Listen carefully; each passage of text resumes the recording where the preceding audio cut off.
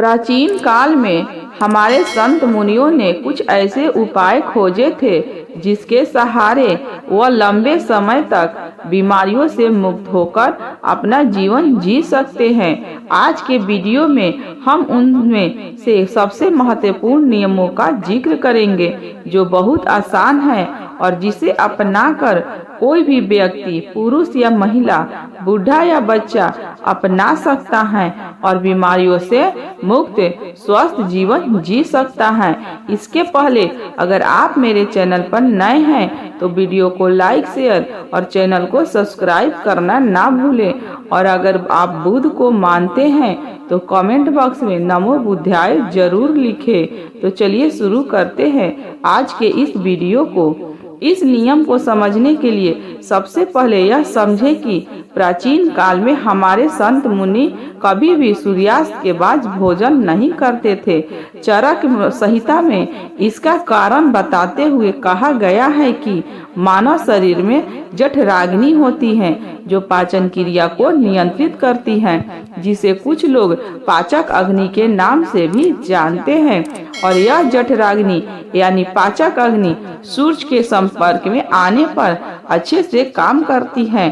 और जब कोई व्यक्ति सूर्य डूबने के बाद भोजन करता है तो रात के उस समय की पाचक अग्नि सक्रिय नहीं होती है, जिसके कारण धीरे धीरे पाचन क्रिया में बाधा उत्पन्न होने लगती है और इसके कारण समय के साथ शरीर में बीमारियां उत्पन्न होने लगती हैं। यहीं से सभी रोगों की जड़ का जन्म होता है। अगर इस जड़ को यहीं खत्म कर दिया जाए, मिटा दिया जाए तो शरीर जीवन भर रोगों से मुक्त हो सकता है। अब समझने वाली बात यह है कि जब हमारी जठराग्नि पाचन अग्नि ठीक से काम नहीं करती तो हमारी प्राण शक्ति को काम करना पड़ता है और हमारी प्राण शक्ति एक समय में एक ही काम अच्छे तरीके से कर पाती है। जब हमारी महत्वपूर्ण ऊर्जा पाचन में शामिल होती है तो हम गहरी नींद नहीं ले पाते हैं और इसी कारण से कुछ लोग 8-8, 10-10 घंटे की नींद लेने के बाद भी सुबह थका हुआ महसूस करते हैं। इसका कारण यही है, प्राण शक्ति की ऊर्जा जो रात के समय हमारे शरीर को अंदर से ठीक करती है, उसकी मरम्मत करती है। फिर यही ऊर्जा रात के समय जब मनुष्य सोता है तो उसके शरीर के रोगों को ठीक करने में अपना समय व्यतीत करेगी और धीरे धीरे इससे आपका शरीर अपने आप ही अपने रोग ठीक कर लेगा। यदि इसके लिए आपको अपना रात का खाना सूरज डूबने से पहले करना होगा ताकि सूरज के संपर्क में रहने वाली आपकी पाचन अग्नि बेहतर तरीके से काम करे। यह आपके भोजन को जल्दी पचाने में मदद करेगा, जिससे आपकी जीवन शक्ति अन्य कार्य कर सकेगी। कि आप शाम को 6 से 7 बजे के बीच खाना खाते हैं, इसके बाद 9 से 10 बजे के आसपास सो जाते हैं तो इन 2 से 3 घंटों को आपका ज्यादा खाना पच सकता है और बाकी का भोजन रात्रि के 1 बजे तक पूरी तरह से पच जाता है और इसके बाद आपकी जीवन शक्ति आपके शरीर की मरम्मत करने लगती है, इसके शरीर की बीमारियों को ठीक करने में लग जाती है। और यही वह समय होता है जब आपका शरीर खुद को डिटॉक्स करना शुरू कर देता है। इसी प्रक्रिया को अर्ध उपवास कहा जाता है, जिसकी पूरी अवधि 16 घंटे की होती है।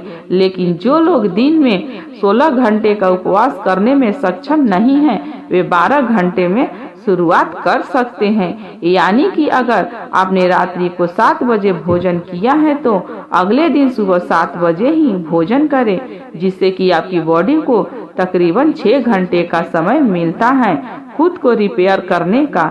इस अर्ध उपवास में हमारे शरीर में क्या प्रक्रिया घटित होती है, पहले इसको समझिए। जब हम अर्ध उपवास करते हैं तो हमारे शरीर को पूरी तरह से भोजन नहीं मिलता, इसीलिए शरीर अपनी जरूरतों को पूरा करने के लिए अपनी कोशिकाओं में जो बैक्टीरिया होते हैं उनको ही खाना शुरू कर देता है और इसी वजह से हमारी कोशिकाओं को अपने आप शुद्धिकरण होने लगता है और वैज्ञानिक भाषा में इसे ऑटोफैजी कहा जाता है। जिसका मतलब होता है बॉडी को सेलुक्रेशन लेवल पर डिटॉक्स करना। सिर्फ 12 दिन के लिए जो मनुष्य इस प्रक्रिया को अपना लेता है उसकी त्वचा में निखार आने लगता है, उसके बाल गिरने कम हो जाते हैं, सुबह अच्छी ताजी होती है, रात को नींद गहरी आती है और मानसिक तनाव बिल्कुल मिट जाता है। कुछ लोग को लगता है कि अर्ध उपवास करने से उनका शरीर कमजोर हो जाएगा, लेकिन अर्ध उपवास करने से शरीर का लॉस नहीं होता, इसीलिए शरीर की क्षमता अपने आप बनी रहती है। अब तक आप यह समझ चुके हैं कि आपकी प्राण शक्ति आपकी बीमारियों को दूर करने के लिए किस प्रकार कार्य करती है, किस समय आपको भोजन करना चाहिए ताकि आपकी प्राण शक्ति पूरी ऊर्जा के साथ काम कर सके, यह समझ चुके हैं कि लेकिन इसके बाद जो समझने वाली बात है वे यह है कि आज के समय में काम करते करते आदमी अपनी दिनचर्या बिल्कुल छोड़ देता है। वह किस प्रकार सही समय पर भोजन करे। अगर वो रात के समय काम करता है तो वे किस प्रकार भूखा रहे, क्योंकि उसे तो आदत हो चुकी है रात के समय देर से खाना खाने की। और कुछ लोगों के साथ समस्या ऐसी है कि वे भूखे नहीं रह सकते, थोड़ी थोड़ी देर में उन्हें भूख लगती रहती है। तो ऐसे लोग किस प्रकार इस प्रक्रिया का लाभ उठा सकते हैं।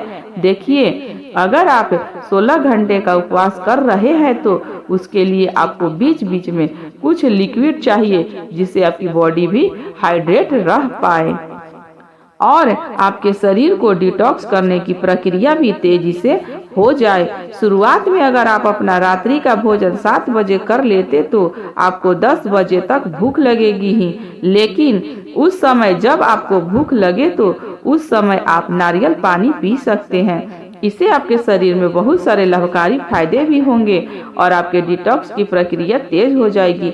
इसके अलावा आपको कॉफी भी पी सकते हैं।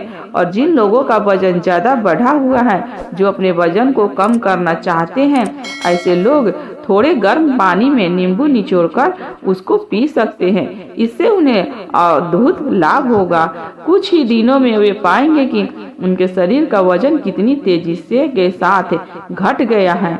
लेकिन जिन लोगों को ठंड जल्दी लगती है, जुकाम जल्दी होता है, खांसी हो जाती है, बुखार हो जाता है, तो ऐसे लोग रात में पानी में नींबू निचोड़कर कभी न पिए। रात को त्रिफला चूर्ण भी लिया जा सकता है जो कि बहुत लाभकारी होता है। वे आपके शरीर को डिटॉक्स करने में बहुत ही सहायता करता है। सुबह आपका पेट अच्छे से खाली होगा। अगर रात को आप त्रिफला चूर्ण लेकर सोते हैं तो जिन लोगों को डायबिटीज या शुगर की प्रॉब्लम रहती है, ऐसे लोग अर्ध उपवास पूरा करने के बाद जब अपना पहला भोजन करते हैं, यानी कि सुबह का ब्रेकफास्ट जब वो करते हैं, तो हल्के गर्म पानी में एप्पल साइड विनेगर, दालचीनी का पाउडर और ऊपर से एक नींबू निचोड़कर पी सकते हैं। इनमें उन्हें डायबिटीज में बहुत राहत मिलेगी और कुछ ही समय में उन्हें रिजल्ट बहुत तेज से देखेंगे। उसका शुगर लेवल, डायबिटीज बिल्कुल मैनेज होने लगेगा।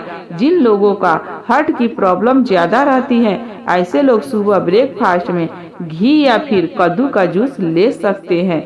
ये उनकी त्वचा के लिए, उनकी बॉडी को डिटॉक्स करने के लिए और हार्ट के लिए सबसे ज्यादा बेनिफिशियल होता है। जिन लोगों का डाइजेशन ठीक नहीं होता है, ऐसे लोग पानी में अजवाइन और जीरा गर्म करके उस पानी को ठंडा करके पी सकते हैं। इससे उनकी पाचन क्रिया बहुत सुलभ हो जाएगी। और जिन लोगों को अर्ध उपवास करने में दिक्कत होती है, बार बार भूख लगती है, तो ऐसे लोगों को हल्के गर्म पानी में शहद मिलाकर पी सकते हैं। ये उनकी भूख को मिटा देगा और उनके शरीर को डिटॉक्स करने में बहुत मददगारी साबित होगा। कुछ लोग जल्दी रिजल्ट पाने के लिए हफ्ते में 2-2 दिन उपवास करते हैं, लेकिन फिर 5 दिन पेट भर भर के भोजन करते हैं। इससे उनको जल्दी रिजल्ट तो मिल जाते हैं, लेकिन ज्यादा समय तक ऐसे रिजल्ट टिकाऊ नहीं होते हैं। अर्ध उपवास यानी कि इंटरमीडिएट फास्टिंग धीरे धीरे रिजल्ट दिखाती है, लेकिन इसके जो रिजल्ट होते हैं वे परमानेंट होते हैं। इसमें ऐसा नहीं होता कि जैसे ही आपने फास्टिंग करनी छोड़ी वैसे ही आपका फिर से वही हाल हो गया। इसमें एक बार आपके शरीर को जो फायदे हो जाएंगे वे बहुत समय तक मिटते नहीं। देखिए, हर कोई अर्ध उपवास कर भी नहीं सकता। इसी तरह बच्चों को भी अर्ध उपवास नहीं करना चाहिए। और जो लोग मधुमेह से पेशेंट हैं, जिनका शुगर लेवल, ब्लड प्रेशर रहता है, तो ऐसे लोगों को अगर अर्ध उपवास करना है तो समय समय पर अपना sugar level, blood sugar level check करवाते रहना चाहिए। जो लोग अर्ध उपवास का सही तरीके से पालन करते हैं उनके शरीर की 80% बीमारियां खुद ही ठीक हो जाती हैं। और जिन लोगों को कोई बीमारी नहीं होती है, ऐसे लोग अर्ध उपवास करके अपनी बॉडी को डिटॉक्स कर सकते हैं, जिससे कि भविष्य में उनको कोई बीमारी नहीं होगी। यही हमारे संत मुनियों का जीवन भर स्वस्थ रहने के लिए अचूक मंत्र था, जिसका आयुर्वेद चरक संहिता हर जगह उल्लेख मिलता है। चरक संहिता में अर्ध उपवास के साथ एक और नियम जोड़ा गया था, लेकिन वे आज के समय में संभव नहीं है। लेकिन फिर भी मैं आपको लोगों के सामने उसका उल्लेख करना चाहती हूँ। शायद कुछ लोग उसका पालन कर पाए, और अगर पालन कर पाते हैं या नहीं भी कर पाते हैं तो कमेंट सेक्शन में जरूर बताना। देखिए, पुराने समय में जो खाना पकता था वे मिट्टी के बर्तन में पकता था, और यही बहुत जरूरी होता था कि उस खाने को पकाने के लिए उसमें आयु का स्पर्श हो, उसमें प्रकाश का भी स्पर्श हो, इसमें अग्नि का स्पर्श हो और उस मिट्टी का भी स्पर्श हो।